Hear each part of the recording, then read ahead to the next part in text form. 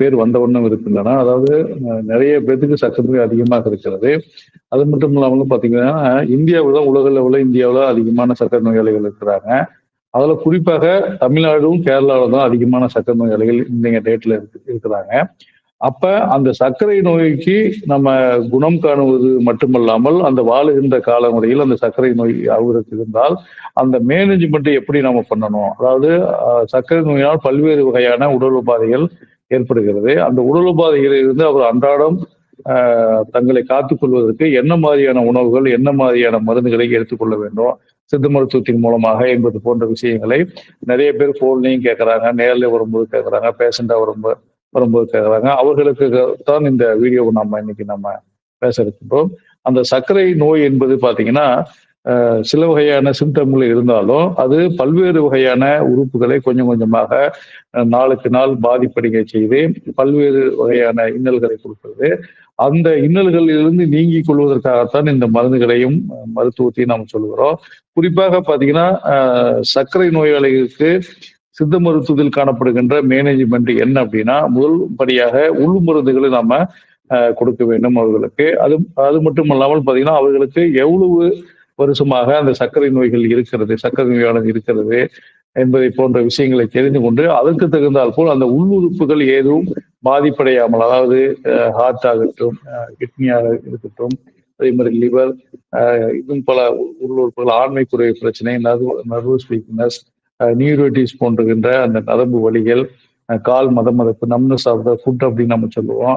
அந்த கால் மதமதப்பு, மரத்து போகின்ற தன்மை, அப்புறம் நரம்புகள் இழுத்து பிடிக்கின்ற தன்மை, தோல் சொரசொரப்பாகின்ற தன்மை, வறட்சியாகின்ற தன்மை, அதே மாதிரி தோலில் பார்த்தீங்கன்னா இச்சிங் வருகின்ற தன்மை, இது மாதிரியான பல்வேறு வகையான, அதே மாதிரி கண்ணில் கூட குளுக்கோமா என்கின்ற ஒரு விஷயம் ஃபார்ம் ஆகும். இது மாதிரியான பல்வேறு வகையான பிரச்சனைகள் அந்த சர்க்கரை நோயாளிகளுக்கு நாலு ஒரு வண்ணமும் பொழுதொரு மேனியாக வந்து கொண்டிருக்கும். அப்ப அந்த மேனேஜ்மெண்ட்டை சரியாக அவர்கள் சரி பண்ணி விட்டால், அந்த உள்ளுறுப்புகள் பாதிப்படையாமல் இயல்பான வாழ்க்கையை அவர்கள் மற்றவர்கள் போலவே வாழ்ந்து கொண்டிருக்கலாம். அவர்களால் எந்த விதமான உள்ளூர் உபாதைகளும் ஏற்படாது. அது மட்டும் இல்லாமல் பார்த்தீங்கன்னா, யூரின் போகும் பொழுது வலி ஏற்படுகின்ற தன்மை, யூரின் அதிகமாக போகாத போகின்ற தன்மை, அப்புறம் யூரின் போகும்போது சில பேர்த்துக்கு பார்த்தீங்கன்னா எரிச்சல் வருகின்ற தன்மை, இதெல்லாம் சில பேர்த்துக்கு காமனாக இருக்கின்ற ஒரு குறிகுணங்களாக இருக்கும். அப்ப இந்த குறிகுணங்களை எல்லாம் எவ்வாறு நாம் நீக்கிக் கொள்வது, சர்க்கரையுடைய அளவை ரத்தத்தில் எவ்வாறு கட்டுக்குள் வைத்திருப்பது என்பது போன்ற விஷயங்களைத்தான் நம்ம அந்த சித்தா மருந்துகளை கொடுத்து சித்த மருத்துவத்தை மேற்கொள்ளும் பொழுது அதனுடைய மேனேஜ்மெண்ட், சித்தா மேனேஜ்மெண்ட் எப்படி இருக்கிறது என்பது போன்ற விஷயத்தை தான் இப்ப நம்ம பேச இருக்கின்றோம். சித்தாவில் பார்த்தீங்கன்னா பெரும்பாலும் நம்ம புற மருந்துகள் ஆரம்பத்தில் நம்ம கொடுக்காம விட்டாலும், போக போக அந்த புறம் மருந்துகளுடைய அவசியம் சர்க்கரை நோயாளிகளுக்கு தேவைப்படுகிறது. ஆனால் ஆரம்பத்தில் பார்த்தீங்கன்னா உள்ளு மருந்துகளை நாம் நிறைய கொடுக்கிறோம். உள் மருந்துகள் அவர்களுடைய இந்த குறிகுணங்களுக்கு தகுந்தால் போல் அதனுடைய அந்த பிளட் டெஸ்ட், HbA1c என்று சொல்லப்படுகின்ற அந்த ரத்த டெஸ்ட் அடிப்படையில் வைத்து அவர்களுக்கு அந்த புறம் அகமருந்துகளை நமக்கு முதல்ல கொடுக்குறோம். இன்டர்னல் மெடிசன் நம்ம கொடுக்குறோம். அதுக்கு அடுத்தபடியாக அவர்களுக்கு அந்த இன்டர்னல் மெடிசன் என்னென்ன கொடுக்குறோம் அப்படிங்கிறதை நான் சொல்றேன். அப்புறம் எக்ஸலன் யூஸ் மருந்து எந்த காலகட்டத்தில் அவர்களுக்கு தேவைப்படும் என்றால், கால்களில் பார்த்தீங்கன்னா அந்த கார்பன்கில் என்று சொல்லப்படுகின்ற அந்த புண்கள், கொப்புளங்கள் ஏற்பட்டு புண்கள் ஏற்படும் சில பேர்த்துக்கு. அதே மாதிரி இயல்பாகவே சில பேர்த்துக்கு அடிப்பட்ட புண்கள் ஆறாத ரணங்களாக அப்படியே நீடித்து நிலைத்திருப்பதான ஒரு புண்கள் அவர்களுக்கு ஏற்படும். காலில் மதப்பதப்பு ஏற்படுகின்ற தன்மை இருக்கும். அதே மாதிரி நீரேட்டிஸ் என்று சொல்லப்படுகின்ற அந்த நரம்பு வலிகள் அவர்களுக்கு காணப்படும். அதே மாதிரி காலில் பார்த்தீங்கன்னா கருப்பு கருப்பா ஒரு பேச்சஸ் மாதிரி உண்டான தன்மைகள் ஏற்படும். அதே மாதிரி அரிப்புகள் அதிகமாக இருக்கும். உடல் முழுவதும் அரிப்புகள் இருக்கும். நம்ம ஸ்கின் ரொம்ப ட்ரைனஸ் ஆகிரும். சொரசொரப்பாக ஆயிட்டு அந்த இடத்துல அரிப்புகள் தோன்றுகின்ற ஒரு தன்மையெல்லாம் இருக்கும். அதே மாதிரி கிட்னியில ஏற்கனவே நம்ம சொன்னது போல சில வகையான கிட்னியில ஏற்கனவே நம்ம சொன்னது வகையான பல்வேறு வகையான பிரச்சனைகள் அவர்களுக்கு அந்த கிட்னியில ஏற்படுகின்ற ஒரு தன்மையெல்லாம் இருக்கு. அதே மாதிரி செக்ஸுவல் வீக்னஸ் இயல்பாகவே இருக்கும். இப்ப இந்த மாதிரியான பிரச்சனைகளை பொறுத்து அவர்களுக்கு அந்த அகமருந்துகள் கொடுப்பதோடு, இன்டர்னல் மெடிசன் கொடுப்பதோடு மட்டுமல்லாமல் சில வகையான வெளிப்பூச்சு மருந்துகளையும் நம்ம கொடுக்குறோம். அப்ப அந்த வெளிப்பூச்சு மருந்துகள் என்னென்ன மருந்துகள் என்ன நோய் நிலைமைகளுக்கு தகுந்தவாறு நம்ம கொடுக்குறோம் அப்படிங்கிறது இன்னைக்கு நம்ம பார்க்க இருக்கின்றோம். குறிப்பாக பாத்தீங்கன்னா சர்க்கரை நோயாளிகள் அப்படின்னு சொல்லும் பொழுது அதிகமான பசி எடுக்கும். அதே மாதிரி அதிகமான தாகம் இருக்கும். அதிகமா யூரின் போகின்ற தன்மை எல்லாம் அவர்களுக்கு இருக்கும்.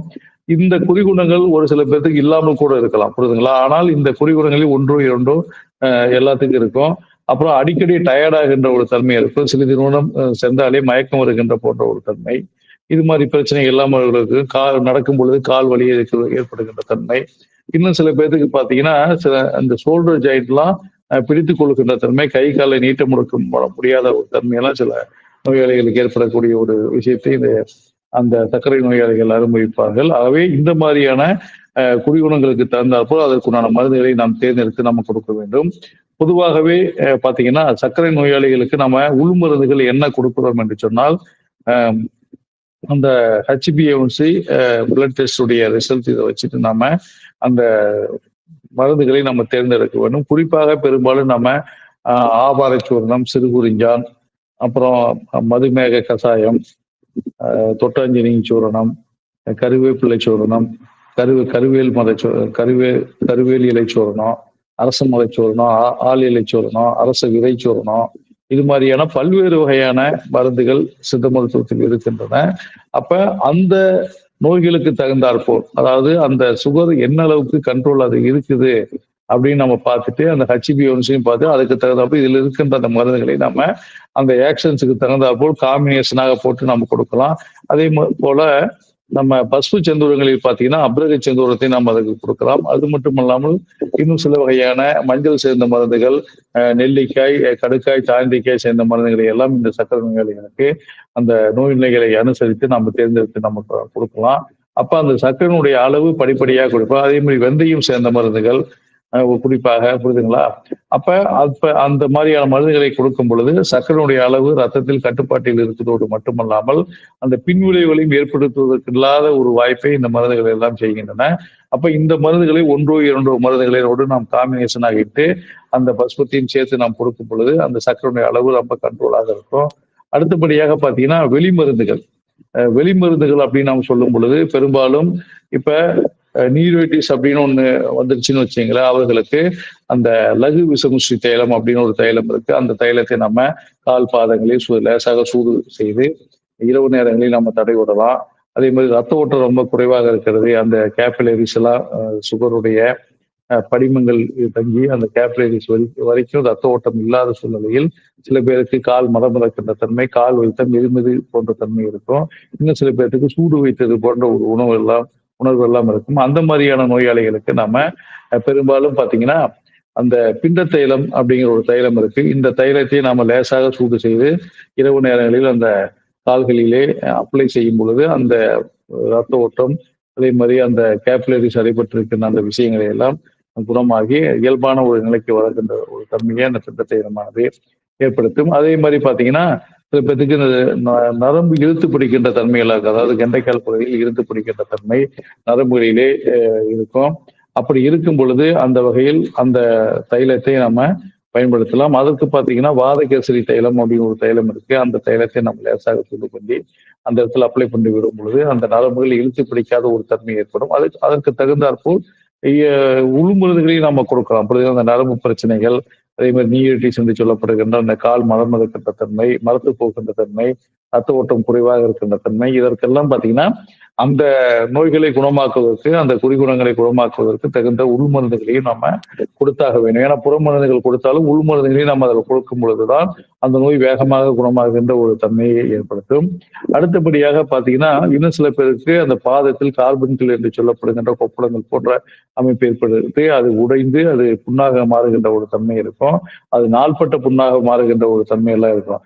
அப்படி இருக்கும் பொழுது அதற்கு தகுந்தால் போல் வெளிமருந்துகள் மத்தன் தைலம் போன்ற தைலங்கள் எல்லாம் இருக்கின்றன. அந்த மருந்தை நம்ம கொடுக்கலாம். அதே மாதிரி படிகார நீர் போன்ற மருந்துகள் இருக்கின்றன. அந்த மருந்துகளை நாம் அதில் இட்டு அதை நன்றாக கழுவி விட்டு நம்ம இந்த மாதிரியான தைலங்களை இருக்கலாம். அதே மாதிரி விரண சஞ்சீவி கிளம்பி போன்ற களிம்புகள் எல்லாம் இது மாதிரி நிறைய எண்ணற்ற மருந்துகள் சித்த மருத்துவத்தில் இருக்கின்றன. அந்த நோயாளர்களுடைய தன்மையை பொறுத்து, அந்த புண்ணினுடைய தன்மையை பொறுத்து அந்த புற மருந்துகளை நாம் தேர்ந்தெடுத்து கொடுக்கும் பொழுது அந்த புண்களானது வேகமாக குணமாகின்ற ஒரு வாய்ப்பை ஏற்படுத்தும். அப்புறம் இன்னும் சில பேர்த்துக்கு பார்த்தீங்கன்னா அடிபட்ட புண்கள், அதாவது பைக்கில் போகும்போது சைனஸ் கொடுத்துட்டா அந்த சக்கரை நோயாளிகளுக்கு அந்த புண் ஆறாது. அது நாள்பட்ட புண்ணாக மாறக்கூடிய ஒரு அபாயம் இருக்கிறது. அப்படிப்பட்ட அந்த நோயாளர்களுக்கு பார்த்தீங்கன்னா நம்ம கடுக்காய் கடுக்காயில் வந்து நம்ம நீராக செய்து அது கஷாயத்தை வச்சு அந்த கடுக்காய் பொடியை மட்டும் கஷாயமாக வைத்து அந்த அந்த இதை கழுவி விட்டு அது மேல் நம்ம பல்வேறு வகையான கழிவுகள் அமிர்த எண்ணெய் இருக்கின்றது, அதே மாதிரி விரண செஞ்சு கழிந்திருக்கின்றது. இது மாதிரியான பல்வேறு வகையான மருந்துகள் புன்பொடி என்ற ஒரு மருந்து இருக்கின்றது. அந்த மருந்துகளை அந்த நோய் குணங்களுக்கு தகுந்தால் போல் அந்த மருந்தை தேர்ந்தெடுத்து அந்த புண்களின் மேல் தூவும் பொழுது அந்த புண்கள் வேகமாக குணமாகுவதை நாம் பார்க்க முடிகிறது. இப்படி எண்ணற்ற மருந்துகள் இருக்கின்றன. அடுத்தபடியாக பார்த்தீங்கன்னா ஸ்கின்ல ஒரு அரிப்பு ஏற்படும், சுரசுரப்பு வருகின்ற தன்மை. அதாவது இயல்பாகவே நார்மல் ஸ்கின் பார்த்தீங்கன்னா ரொம்ப வலுவலுவாக இருக்கும், ரொம்ப ஒரு மினுமினுப்பு தன்மையோடு பளபளப்பாக இருக்கின்ற தன்மைதான் இயல்பான ஒரு ஸ்கின். அந்த ஸ்கின் வந்து அந்த சர்க்கரை நோயுடைய பிரச்சனையினால் ஒரு சுரசுரக்கின்ற ஒரு தன்மை ஏற்படும். அதே மாதிரி இன்னும் சில இடங்களில் பார்த்தீங்கன்னா அரிப்பு ஏற்படுகின்ற தன்மையெல்லாம் இருக்கும். அப்ப அதற்கு தகுந்தால் போல் இன்னும் சில உள் மருந்துகளையும் நாம் அதற்கு கொடுக்கணும், புரியுதுங்களா? அப்ப அதற்கு உள் மருந்துகள் நாம் கொடுத்து விட்டு அகமருந்து புற மருந்துகளாக சில வகையான எண்ணெய்கள் எல்லாம் இருக்கின்றன, அவைகளை கொடுத்து நாம அதை தேக்கி விட சொல்ல வேண்டும்.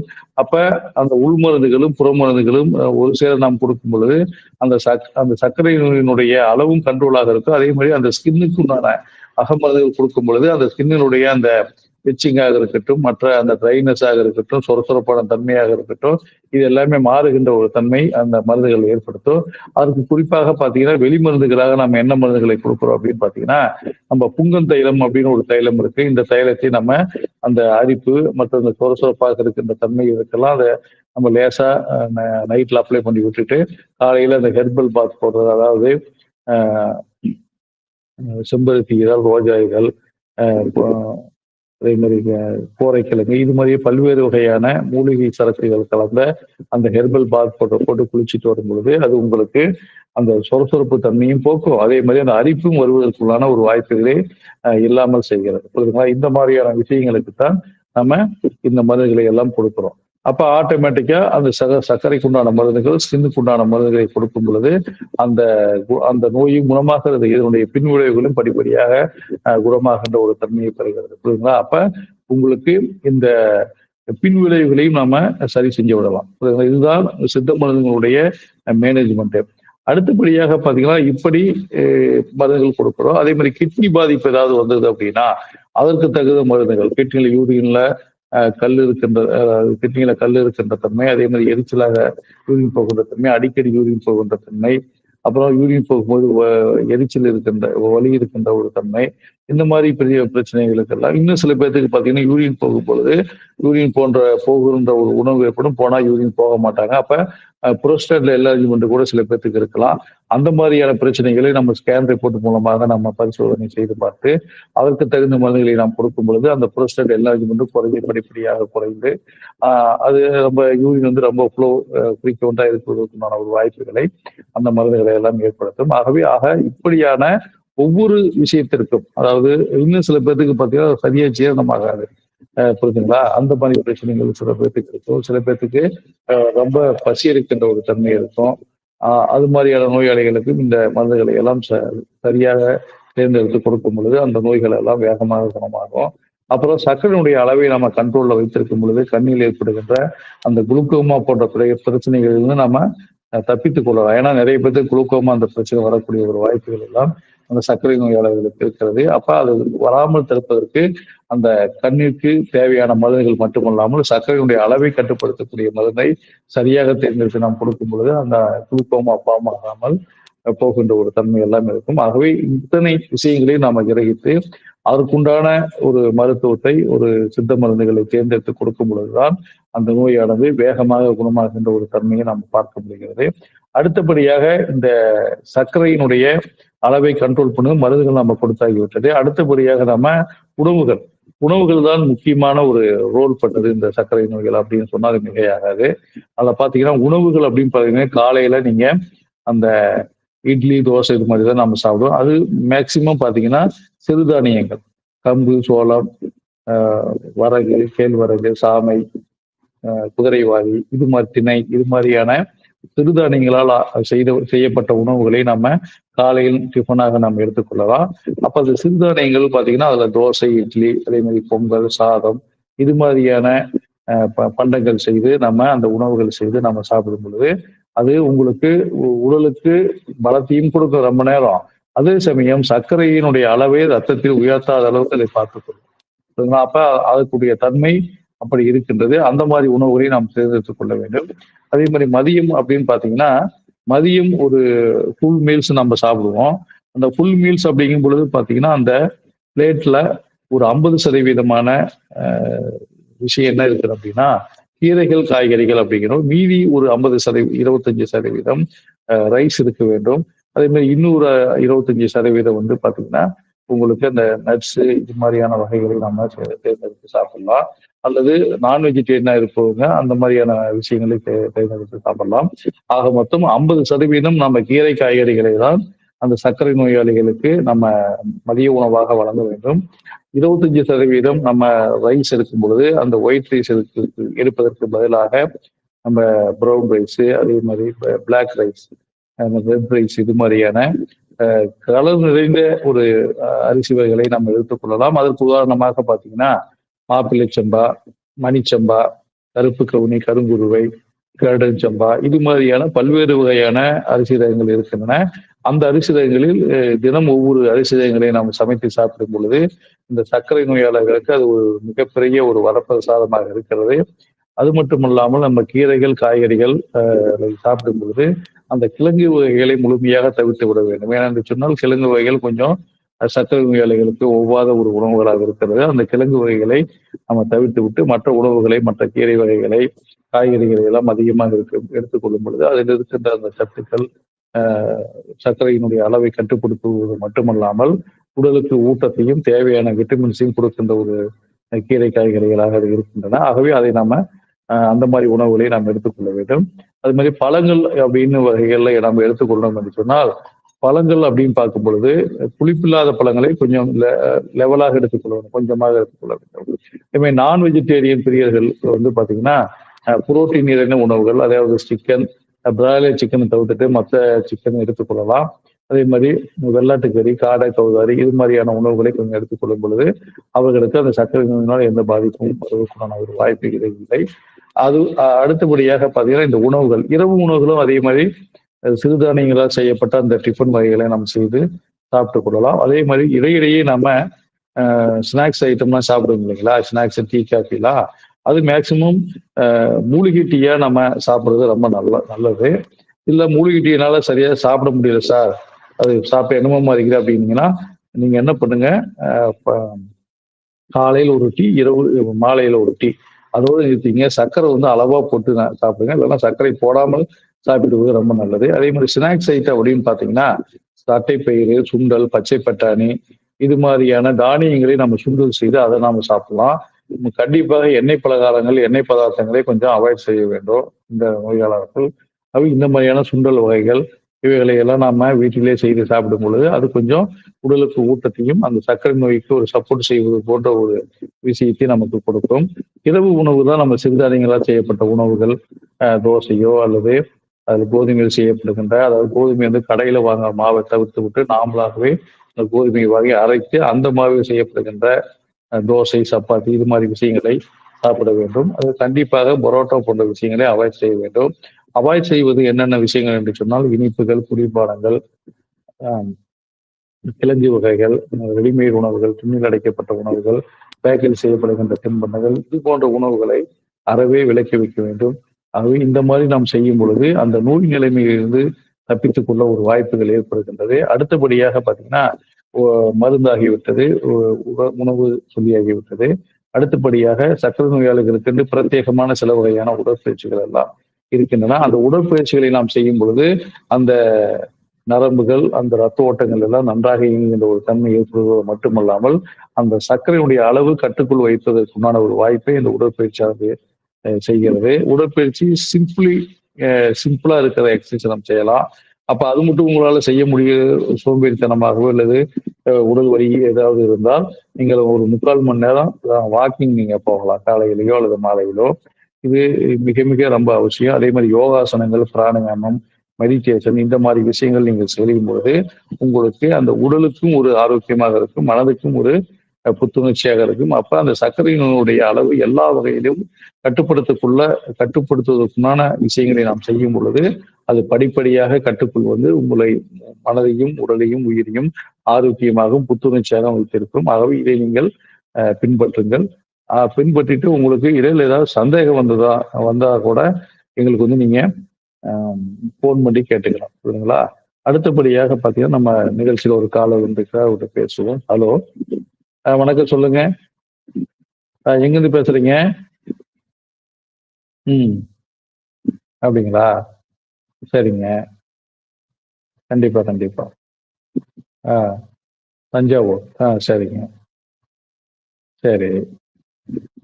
அப்படியா? சரி. ஆஹா. அடிக்கடி தலைவலி வருது. சரி, ரைட்டுங்க, ரைட்டு. கண் பார்வையெல்லாம் செக் பண்ணீங்களா? பவர் இருக்குதான்னு பார்த்தீங்களா? ம். பார்த்துட்டீங்க. அதுல ஒண்ணும் பிரச்சனை கிடையாது. ஆனா ஃபுல்லா அது ஹெட்டேக்கா இருக்குது. வாரத்துல எத்தன நாள் வருங்க? ஒரு 4 நாள் வந்துருமா? சரி, ரைட், ரைட். அ வேற ட்ரீட்மெண்ட் எடுத்தீங்க. ஆனா ஒண்ணும் சரியா கேட்கல. சரி. சரி, நான் சில மருந்தெல்லாம் சொல்றேன். அப்புறமேட்டு பார்த்தீங்கன்னா, டயட் கண்ட்ரோல்ன்னு சொல்றேன். அந்த உணவுகள கரெக்ட்டா ஃபாலோ பண்ணுங்க. மருந்துகளையும் நான் சொல்ற மருந்தெல்லாம் எடுத்துங்க. ஸ்கேன் பண்ணி பார்த்தீங்களா? ஸ்கல் ஸ்கேன் எடுத்திருப்பாங்களே! ஆ? ஓ! அதுல எந்த பிரச்சனையும் இல்லன்ட்டாங்க. சரி, ரைட்டுங்க, ரைட்டு. சரி. இப்ப உணவுகள் அப்படின்னு பார்த்தீங்கன்னா, அ குளிர்பானங்கள், இனிப்புகள், உருளைக்கிழங்கு, வாழைக்காய், முருங்கைக்காய், கொத்தவரங்காய், புளிப்பான உணவுகள், ரெடிமேட் உணவுகள், ஃபாஸ்ட் ஃபுட் ஐட்டங்கள், டின்னில் அடைக்கப்பட்ட உணவுகள், பேக்கடு ஐட்டங்கள், இதே மாரி பேக்கரில் செய்யப்படுகின்ற அந்த தின்பண்டங்கள், இது மாரியான உணவுகளை எல்லாம் அறவே தவிர்த்துடுங்க. இதெல்லாம் சாப்பிட வேண்டாம். அடுத்தபடியா பார்த்தீங்கன்னா, எப்பயுமே உணவு வந்து சூடான உணவுகளே சாப்பிடுங்க. குளிர்ச்சியா இருக்கிறது, பழைய சோறு சாப்பிடுறது, பழைய கஞ்சி சாப்பிடுறது, இது மாரி விஷயங்கள கொஞ்சம் தவிர்த்துடுங்க. அதே மாரி தண்ணி வந்து கொஞ்சம் லேசா சூடு பண்ணி இளஞ்சூட்டோட குடிங்க. குடிக்கிறது எல்லாமே சுடு தண்ணியா பயன்படுத்துங்க. ஆமா. அப்புறம் மருந்துகள் அசைவ உணவுகளா? அசைவ உணவுகள்ல பார்த்தீங்கன்னா, வெள்ளாட்டு கறிய அதாவது பிராய்லர் சிக்கன தவிர மீதி எல்லா கறியும் சாப்பிடலாம். ஒண்ணும் பிரச்சனை கிடையாது. ஆமா, ஆமா. கண்டிப்பா. ஆமா. இப்ப மருந்துகள் அப்படின்னு பார்த்தீங்கன்னா, திரிகடுகு சூரணம், அயகாந்த சிந்தூரம் இது 2யும் ஒண்ணா மிக்ஸ் பண்ணிட்டு, காலையில 1 ஸ்பூன், இரவு வேளையில 1 ஸ்பூன் தேன்ல கலந்து சாப்பிடுங்க. ஆமா. கண்டிப்பா, கண்டிப்பா. ஆ, ஆ. கண்டிப்பா. ஆமா, ஆமா, ஆமா. அடுத்தபடியா பார்த்தீங்கன்னா, தாண்டிக்காய் சூரணம். இது காலையில 1 ஸ்பூன், இரவு வேளையில 1 ஸ்பூனு. இந்த மருந்த கரெக்ட்டா சாப்பிட்டுட்டாங்க. அப்புறம் பார்த்தீங்கன்னா, அ என்னங்க? அப்படியா? ஆ, ஆ, ஆ. சரி. ஆ, ஆ. சரிங்க, சரி. அப்படியா? சரி. ஆஹா. சரி, சரி, சரி. சரி. கண்டிப்பா, கண்டிப்பா. அடுத்து பார்த்தீங்கன்னா, அ, ஆ. சரி. அதான், அதான். ஆ, சரி. மிளகு மாத்திரை. ஆமா. இல்ல வேற மிளகு மட்டும் இல்லாமல், இன்னும் வேற சரக்குலாம் அதில சேர்த்து அந்த மாத்திரை வந்து காலையில ஒரு மாத்திரை, இரவு வேளையில ஒரு மாத்திரை. இது சாப்பிட்டுட்டாங்க. அதேமாரி இரவு நேரங்கள்ல அந்த தலையில, நெத்தியில பூசுறதுக்காக, அ தலைவலி லேபம் அப்படின்னு ஒரு லேபம் இருக்கு. அந்த லேபத்த லேசா அப்ளை பண்ணி விடுங்க. இதுலயே உங்களுக்கு படிப்படியா இந்த தலைவலி எல்லாம் குறைஞ்சிரும். எப்பயும் வராது. அதேமாரி நான் சொன்ன உணவுகளை மட்டும் கரெக்ட்டா ஃபாலோ பண்ணுங்க. இடையில ஏதாவது உங்களுக்கு சந்தேகம் வந்தது அப்படின்னா, எனக்கு வந்து ஃபோன் பண்ணுங்க. சரிங்களா? ஓகேங்க, ஓகேங்க. வணக்கம். அடுத்தபடியா இன்னொரு கால் இருக்கிறார். அவர்ட்டயும் ஹலோ. வணக்கம் சொல்லுங்க. ஆ திருவாரூரா? சொல்லுங்க. ஓஹோ! சரி. கை வலிக்குதுங்களா? எந்த லெஃப்ட்டா? ரைட்டா? ஆ 2 கையுமே. சரி, ரைட்டு. சரி, சில மருந்தெல்லாம் சொல்றேன். நோட் பண்ணிக்கங்க. மருந்துகள் அப்படின்னு உணவுகள் அப்படின்னு பார்க்கும் பொழுது, அந்த இனிப்பான பொருள்கள், குளிர்பானங்கள், அதே மாரி பேக்கட் ஐட்டங்கள், ரெடிமேட் உணவுகள், ஃபாஸ்ட் ஃபுட் ஐட்டங்கள், பேக்கில் செய்யப்படுகின்ற அந்த தின்பண்டங்கள், ஆமா. உருளைக்கிழங்கு, வாழைக்காய், முருங்கைக்காய், கொத்தவரங்காய் இதெல்லாம் சுத்தமா சாப்பிடாதீங்க. வாயு பதார்த்தங்கள. அசைவ உணவுகளை வெள்ளாட்டுக்கறி, காடை, கோழி இது மட்டும் சாப்பிடுங்க. வேற எதுவும் சாப்பிட வேண்டாம். ஆமா, ஆமா. குளிக்கிறது, குடிக்கிறது எல்லாமே சுடு தண்ணீயா பயன்படுத்துங்க. மருந்துகள் அப்படின்னு பார்க்கும் பொழுது, அமுத்ரா சூரணம், அயகாந்த சிந்தூரம், குங்குலிய பஸ்பு இது 3யும் ஒண்ணா மிக்ஸ் பண்ணிட்டு காலையில ஒரு வேளை, இரவு வேளைகள்ல ஒரு வேளை தேன்ல கலந்து சாப்பிடுங்க. அடுத்தபடியா பார்த்தீங்கன்னா, வாதம் அடைக்கும் மாத்திரை. அது காலை ஒரு மாத்திரை, இரவு வேளையில் ஒரு மாத்திரை. தாண்டிக்காய் சூரணம். காலையில 1 ஸ்பூன், இரவு 1 ஸ்பூன் சுடுதண்ணில கலந்து சாப்பிடுங்க. அப்புறம் அந்த கைகளுக்கு அப்ளை பண்றது இரவு நேரங்கள்ல பார்த்தீங்கன்னா, வாத கோடாரி தைலம்னு ஒண்ணு இருக்கு. அது லேசா சூடு பண்ணி அந்த கையில அப்ளை பண்ணிடுங்க. அப்ளை பண்ணிட்டு காலையில சுடு தண்ணில குளிச்சிடுங்க. இது மாரி பண்ணிட்டு வந்தீங்கன்னாவே உங்களுக்கு நல்ல ஒரு இம்ப்ரூவ்மெண்ட் தெரியும். படிப்படியா அந்த வலி எல்லாமே குறைஞ்சிரும். சரிங்களா? ஆமா, ஆமா. கண்டிப்பா, கண்டிப்பா. ஆ, ஆ, ஆ. சரி, சரி. இது மட்டும் பண்ணுங்க. சரிங்களா? இடையில ஏதாவது சந்தேகம் வந்தது அப்படின்னா, எனக்கு வந்து ஃபோன் பண்ணுங்க. ஓகேங்களா? ஓகேங்க. ஓகே. வணக்கம். அடுத்தபடியாக நமது நிகழ்ச்சி முடிந்த பின்னரும் உங்களுக்கு ஏதேனும் சந்தேகம் இருப்பின் எனது வாட்ஸ்அப் எண்ணான 9514325454 என்ற எண்ணில் தொடர்பு கொண்டு உங்களுடைய சந்தேகங்களையும், உங்களுடைய நோய்களுக்கு உண்டான ஆலோசனைகளையும் நீங்கள் கேட்டுத் தெரிந்து கொள்ளலாம். இந்த காணொளியை நீங்கள் ஷேர் செய்யுங்கள், லைக் செய்யுங்கள். இந்த காணொளி உங்களுக்கு தினந்தோறும் உடனடியாக உங்களுடைய உள்ளங்களிலும், எண்ணங்களிலும் வந்து சேர்வதற்கு எங்களுடைய ஆன்லைன் டிவி சேனல்களை சப்ஸ்கிரைப் செய்து கொள்ளுங்கள். அப்படியே பெல் பட்டனையும் அழுத்தி ஆல் என்ற ஆப்ஷனை கிளிக் செய்யுங்கள். ஏனென்றால் இதை நீங்களும் பார்த்து மற்றவர்களையும் பார்க்கச் செய்யுங்கள். இது ஒரு மருத்துவ விழிப்புணர்வு காணொளியாகும். ஆகவே இதை நீங்கள் அவசியம் தினந்தோறும் பாருங்கள்.